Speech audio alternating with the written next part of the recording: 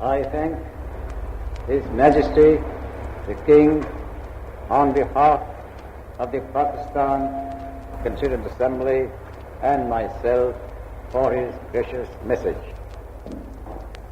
I know great responsibilities lie ahead, and I naturally reciprocate his sentiment, and we greatly appreciate his assurance of sympathy and support.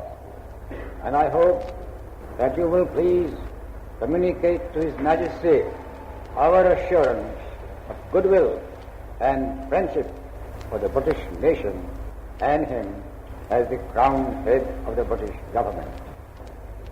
I thank Your Excellency for your expressions of goodwill and good wishes for the future of Pakistan. It will be our constant efforts to work for the welfare and well-being of all the communities in Pakistan.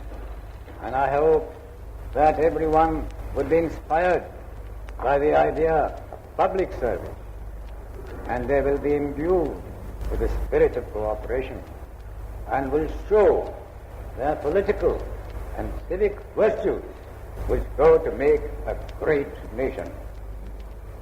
I once more thank you and Lady Mountbatten for your kindness and good wishes.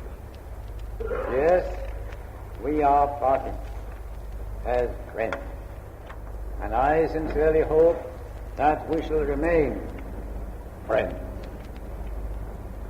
I wish to say that we appreciate the spirit in which those in the government service at present and in the armed forces and others have so willingly and ungrudgingly volunteered themselves provisionally to serve Pakistan.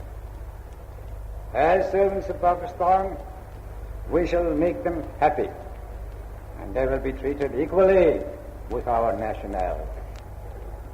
The tolerance and goodwill great Emperor Akbar showed to all the non-Muslims is not of recent origin. It dates back 13 centuries ago, when our Prophet, not only by words, but by deeds, treated the Jews and Christians handsomely after he had conquered them. He showed to them the utmost tolerance and regard and respect for their faith and beliefs. The whole history of Muslims, wherever they ruled, is replete with those humane and great principles, and which should be followed and practiced by us. Finally, I thank you for your good wishes for Pakistan, and I assure you that we shall not be wanting in friendly spirit with our neighbors and with all the nations of the world. Before I conclude, I wish to express our thanks to some of the messages of goodwill and friendship that have reached me. The first one is from President Truman on behalf of that great American nation. Second is from Egypt. Third from France.